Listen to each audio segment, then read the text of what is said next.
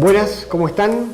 Hoy vamos a tratar de la reforma tributaria, lo relacionado con la seguridad social. Hace poquito hicimos un video contando las modificaciones con respecto al título 1, esto es el impuesto a las ganancias. Así que hoy vamos a tratar lo referido a seguridad social. Antes queremos hacer un comentario, una mención a un video que hicimos hace poquito con respecto a el decreto 27 del 2018. En realidad tenemos que hacer una fe de ratas porque gracias a Rodrigo que nos avisó que habíamos invertido, es decir, en vez de 27 del 2018 hicimos 28 del 2017. Así bueno, el decreto es el 27 del 2018 porque fue dictado el decreto de necesidad de urgencia por el Poder Ejecutivo durante el mes de enero. Bueno, vamos a tratar lo que tenemos de la reforma. La ley es la 27430, como dijimos, con entrada en vigencia a partir del día 29 de diciembre del 2017. Lo primero que hace es sustituir el artículo 2 del decreto 814 del 2001, llevando la alícuota de contribuciones a una alícuota unificada y única del 19,5%. También vamos a ver que sobre el final deroga tanto el decreto 814 como el del 2001 como el decreto 1009 del 2001 del mismo año. Así que después vamos a tratar ver seguidamente qué es lo que dice hasta hoy, ¿sí? La realidad es que estamos en enero, todavía no fue reglamentado. Esto seguramente, como vamos a ver a lo largo del video hay muchas cosas, muchas cuestiones que tienen que reglamentarse y aclararse, pero bueno, esto es lo que tenemos hasta ahora. Vamos a comentar qué es lo que hay sobre el tema hasta la fecha. Entonces dijimos, primero vamos a hacer un repaso de qué es lo que dice el artículo 2 del decreto 814 hoy, ¿sí? Define las empresas, los empleadores lo dividen en dos incisos, el A y el B. Originalmente el A era el 20%, la contribución a la seguridad social, y el inciso B, las empresas que estuvieron en el inciso B, hacían una contribución del 16%. Esto se elevó en un punto porcentual, se llevó al 21% para el inciso A y el 17% para el inciso B. Entonces vamos a centrarnos en lo que dispone la condición o el criterio para ver si encuadramos dentro del inciso B o el inciso A. Bueno, ¿qué empresas están dentro del inciso B? Conviene hacerlo esto por exclusión. Es decir, las que están en el inciso B son las pymes, las obras sociales, entidades sindicales o empresas con participación estatal, las de la ley 22016. Este tipo de empresas son las que caerían dentro del ámbito del inciso B del artículo 2 del decreto 814. Las que no cumplen esta condición quedarían para el inciso A. El problema se dio con las pymes, básicamente, porque la AFIP entendió que el límite de facturación, que era originalmente de 48 millones de pesos, y esto es lo que estableció también el decreto 1009 del 2001, había quedado fijo y estático allá por el año 2001. Ese límite de facturación de 48 millones era el límite que definía si la empresa tenía una facturación por debajo de esos 48 millones, se consideraba pyme, y en caso contrario tenía que tributar las contribuciones por el inciso A porque no se consideraba pyme. Bueno, la realidad es que hay una resolución de la CEPIME, la Secretaría de la Pequeña y Mediana Empresa, la 24 del 2001, que estableció también un límite de facturación equivalente de 48 millones, receptando esto que estableció el decreto 1009 del 2001, pero luego esto se fue actualizando sucesivamente, llevándolo primero a 86,4 millones, luego a 250 millones, después a 950 millones. Lo cierto es que el problema se dio con el primer tramo, cuando la CEPIME lo llevó a 86,4 millones, la AFIP entendió que había quedado fijo en 48 millones y reclamaba a aquellas empresas que estuvieran categorizadas o encuadradas en el inciso B que se encuadraran en el inciso A, y les reclamaba el 4% de diferencia entre el 17% y el 21%. Bueno, la realidad es que esto fue resuelto por la justicia, porque lógicamente los empleadores llevaron estos casos a la justicia, y la Cámara Federal de la Seguridad Social, en sus 3 salas, con los fallos Fundación Galicia Saúde, Vía Bariloche y Codimat, dejó en salas 1, 2 y 3 respectivamente, dejó el tema claro, y la AFIP dejó de insistir en estas cuestiones, dando órdenes de que no se avanzara con esto de reclamar el encuadre en el inciso A, porque entendió que las resoluciones de la CEPIME que fueron actualizando este monto eran las que debían considerarse a los efectos de considerar una empresa como pyme o no considerarla como tal. Entonces, bueno, resuelto esto, ya tenemos claro qué empresas están en cada inciso, en el inciso A y en el B. Nos resta ver cómo se compone ese 17%. Entonces vamos a ver, o el 21%, vamos a tomar como referencia el 17% del artículo 2, inciso B. Y hay un decreto, el 2284, en su artículo 87 del año 91, que define o establece los subsistemas de la seguridad social que van a estar comprendidos en esa contribución patronal o contribución de la seguridad social. Son los incisos A, B, D y F del artículo 87 y quedan fuera los incisos C y E que tienen que ver con obra social y el régimen nacional de obra social, de seguro de salud, de servicio de salud. Entonces, ¿qué son estos incisos? El A, B, el D y el F. Uno tiene que ver con la ley 24241, el régimen de jubilaciones, la contribución a las jubilaciones es del 10,17% para las que están en el inciso B.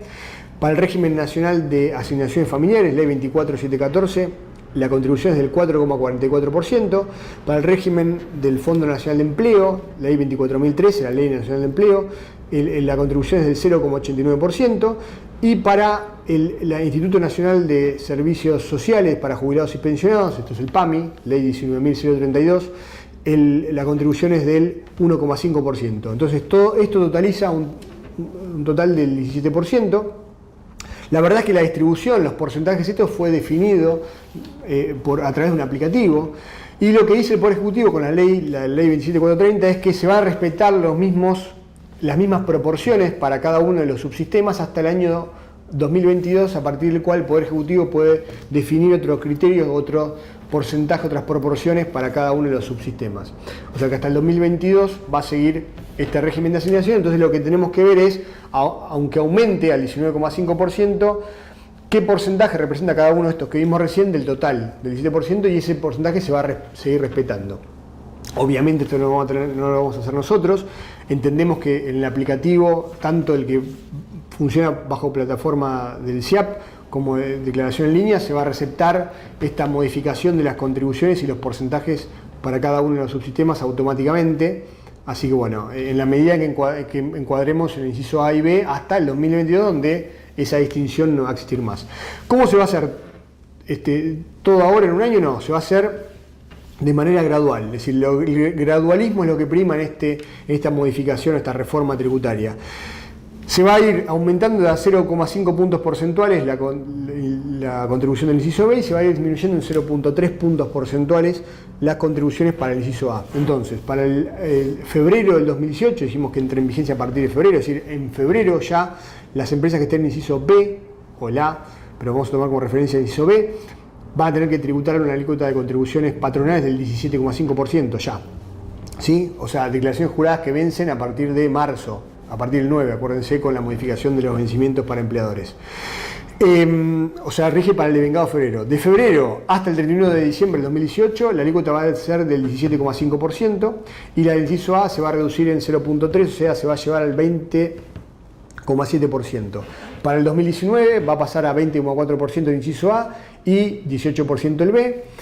Para el 2020 va a pasar al 20,1% el inciso A y 18,5% el inciso B. Para el 2021 va a llegar al 19,8% el inciso A y 19% el inciso B. Y por último, en el 2022 se va a unificar las alícuotas, llegando ambas al 19,5% para todos los empleadores para todos los empleados en general. Bueno, esto en realidad lo que hace es aumentar la alícuota, sobre todo para las pymes, teniendo en cuenta que el 95% aproximadamente de las empresas del país son pymes. Entonces esto va a hacer que repercuta en los costos laborales, lógicamente, no obstante lo que vamos a ver ahora de la modificación del artículo 4 del decreto 814 del 2001. Bueno, entonces dijimos cómo se va a hacer paulatinamente. Vamos a ver ahora qué propone o qué se hace con el artículo 4. En realidad se sustituye el artículo 4 del decreto 814 del 2001 y se establece un mínimo no imponible, es decir, una detracción de un total de 12.000 pesos del sueldo bruto de cada trabajador individualmente considerado. Va a regir para todas las modalidades de contratación de la ley 20744, la ley de contrato de trabajo, o sea, contrato por tiempo determinado, tiempo parcial, plazo fijo, por temporada, eventual, en fin. Incluso para los trabajadores agrarios de la ley 26727, es decir, va a regir para todos. Perdón, una cuestión que nos quedó pendiente en cuanto al artículo 2, que no lo mencionamos, o lo mencionamos muy por arriba, es que eso va a regir, las alícuotas de contribuciones van a ser para todos los empleadores del sector privado y las sociedades de la ley 22.016. No se va a aplicar para el sector público. Bueno, lo mismo para este mínimo no imponible, se va a tomar para todas las modalidades de contratación, dijimos, incluso los trabajadores agrarios, que en muchos casos, en algunos regímenes, fueron dejados o excluidos de algunos beneficios.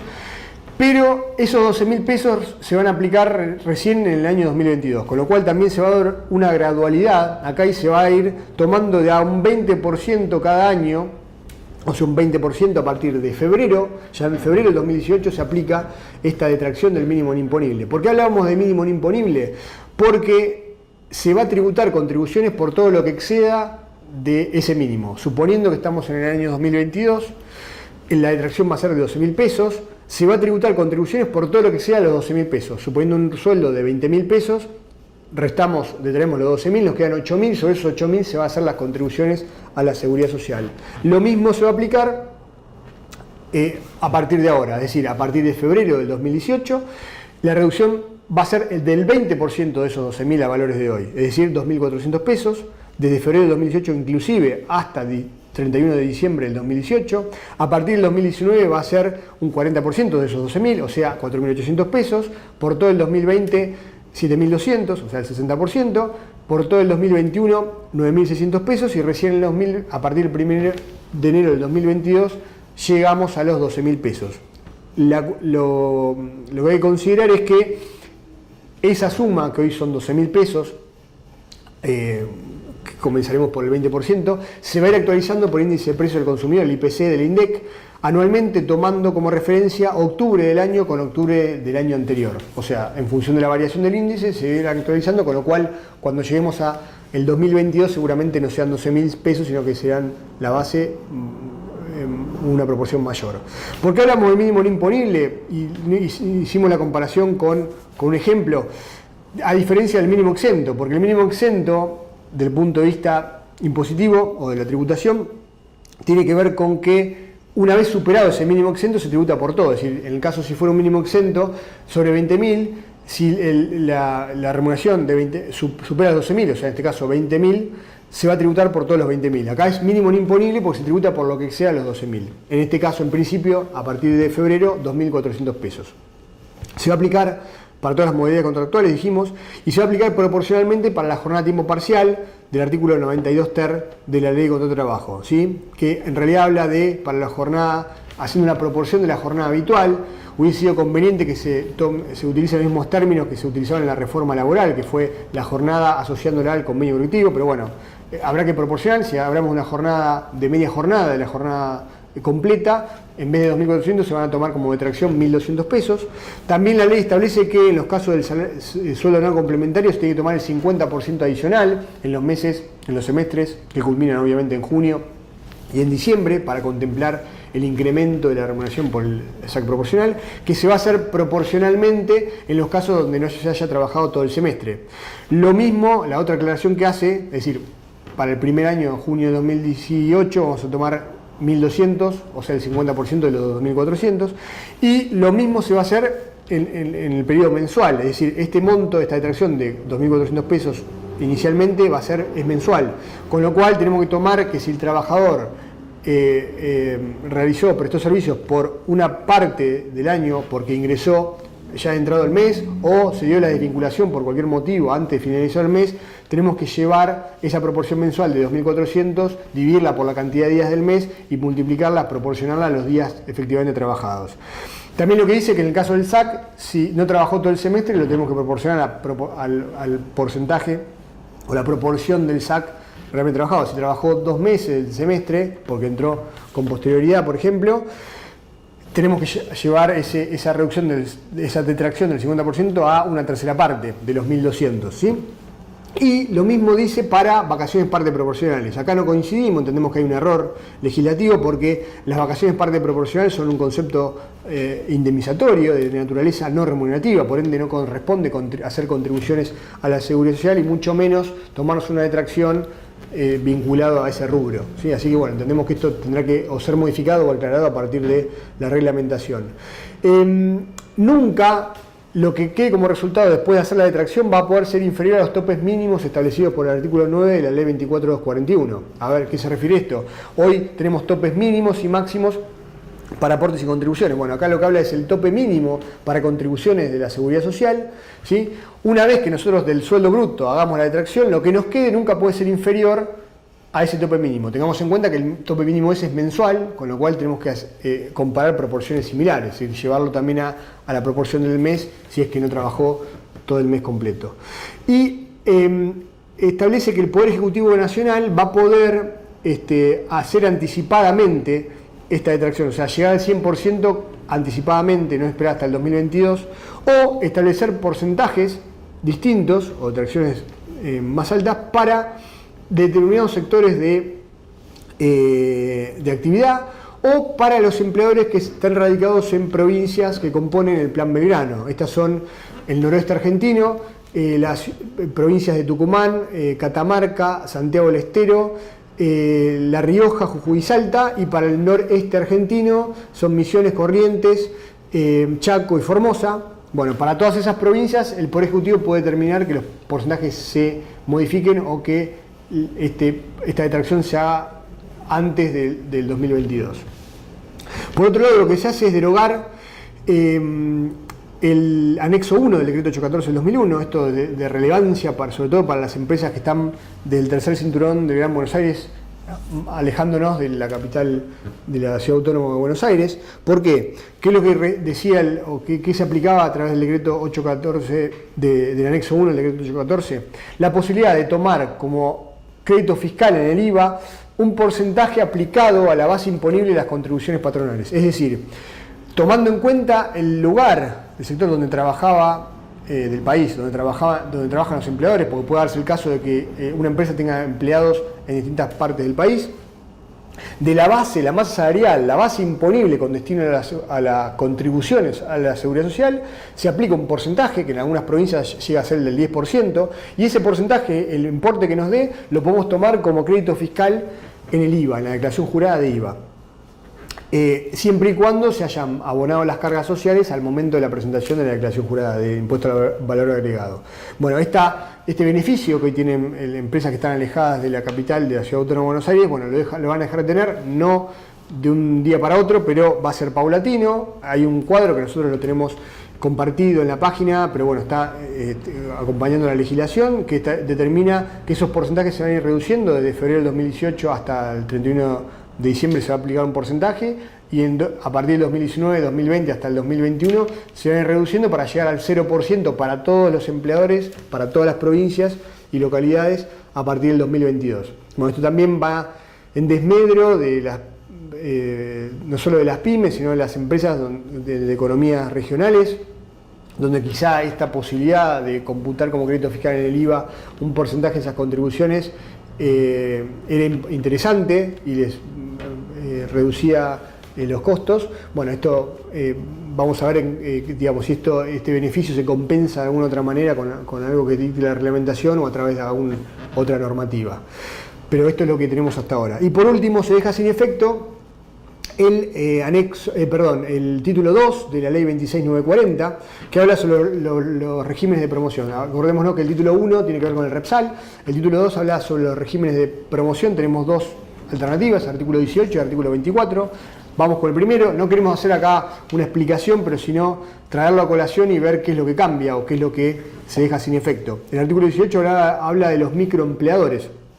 ¿Cuáles son los microempleadores? Aquellos que tengan hasta 5 empleados. La ley hace una dispensa en ese caso y permite que se llegue hasta 7 trabajadores, y por eso el sexto y el séptimo se puede entrar al régimen que vamos a ver ahora de promoción de reducción de contribuciones del artículo 24, pero permite mantenerse dentro del microempleador y que tenga una facturación inferior a 2.400.000. Bueno, ese límite de 2.400.000 anuales de facturación quedó fijo del año 2014, con lo cual hizo que al no actualizarse haya muchos microempleadores que hayan quedado fuera del esquema de los beneficios de microempleadores. Entonces, para estos microempleadores había una reducción, un beneficio de reducción del 50% de las contribuciones patronales para los que trabajan en jornada completa y de un 25% para los que están trabajando en jornada a tiempo parcial, es decir, pagan un 75% de las contribuciones totales. Bueno, lo que plantea esta ley es que se deja sin efecto a partir del 1 de enero del 2022, o sea, hasta ese momento se va a poder seguir haciendo uso del régimen de microempleadores y tener la reducción del 50 o el 25%. Y va a ser optativo la utilización del beneficio del artículo 4º, o sea, y excluyente. Es decir, si tenemos el beneficio de la atracción del mínimo no imponible, no podemos hacer uso de la reducción del 50% para microempleadores. Lo mismo vamos a ver que se aplica al artículo 24 de la ley 26.940. Entonces, si optamos por la detracción del mínimo no imponible, tenemos que dejar de hacer uso de la reducción del 50%. Está claro que para el caso de microempleadores lo lógico sería que siga haciendo uso del 50% de reducción porque va a ser más beneficioso que tomarse una detracción de 2.400, sobre todo para jornada completa, y lo mismo para tiempo parcial, por lo menos para el primer año. Pero esto nos va a llevar a que tengamos que ir analizando y sopesando cuál de los dos beneficios es más relevante, ¿sí? Y comparar ambos y ver, haciendo la detracción, sobre todo a partir del año que viene, cuál es la reducción que tenemos en las contribuciones y comparándolo con el 50% del régimen de microempleadores. Bueno, dijimos que queda sin efecto a partir del 2022, con lo cual a partir del 2022 no hay chance y va a haber que tomarse la detracción del mínimo no imponible. Dijimos como también se puede aplicar para el artículo 24 y acá también es excluyente, es decir, van a poder seguir haciendo uso o queda sin efecto lo del artículo 24, esto es el régimen de promoción durante 24 meses para aquellos empleadores que vengan haciendo uso hasta agotar los 24 meses. Es decir, no se van a poder tomar más empleados con este régimen. O sea, los que ya vienen utilizando el régimen, hasta que se cumplan los 24 meses lo pueden seguir usando y podrán optar, en función de lo que sea más beneficioso, por el régimen del artículo 4 del decreto 814, es decir, tomarse el mínimo no imponible. Lo que sí queda son dos cuestiones. Sigue vigente el artículo 33, correspondiente a los convenios de corresponsabilidad gremial de la ley 26.940, y también el Poder Ejecutivo estableció que se va a definir juntamente con la Superintendencia de Riesgo del Trabajo lo que hoy está vigente, esto de la reducción de las alícuotas para aquellos que sean microempleadores, esta alícuota reducida, para que eso, independientemente que quede sin efecto a partir del 2022, los que son microempleadores de alguna manera sigan teniendo el beneficio de la reducción de alícuotas para las distintas actividades, comercio, agropecuarios, construcción. Así que bueno, ahí hicimos un pantallazo de las modificaciones con respecto a la seguridad social. Veremos qué dice la reglamentación. La verdad que tanto el mínimo no imponible, que tendrá que verse reflejado en alguna modificación de los aplicativos para que eso automáticamente lo consideren los casos de los distintos trabajadores. Y una cuestión también que se plantea es qué pasa si yo tengo, por ejemplo, los beneficios del artículo 24 por algunos trabajadores, si el régimen es excluyente, el del artículo 4 del decreto 814 nuevo, con la modificación, si por algunos trabajadores puedo hacer uso del mínimo no imponible y seguir haciendo uso del artículo 24 para otros, porque me es más beneficioso, para aquellos que todavía tengo el beneficio. Entendemos que el régimen es individual o se lo plantea para cada trabajador, con lo cual, si bien es excluyente el régimen, como se aplica a cada trabajador, el análisis habrá que hacerlo por trabajador individualmente y en ese caso entiendo que podrían convivir. Bueno, vamos a ver qué dice la reglamentación también con respecto a este tema, a ver si coincide con este criterio o directamente la exclusión es total y si opto por uno no puedo seguir con el otro. Bueno, en la medida que se den avances o tengamos novedades, estaremos en contacto para seguir desarrollando este u otros temas. Nos vemos.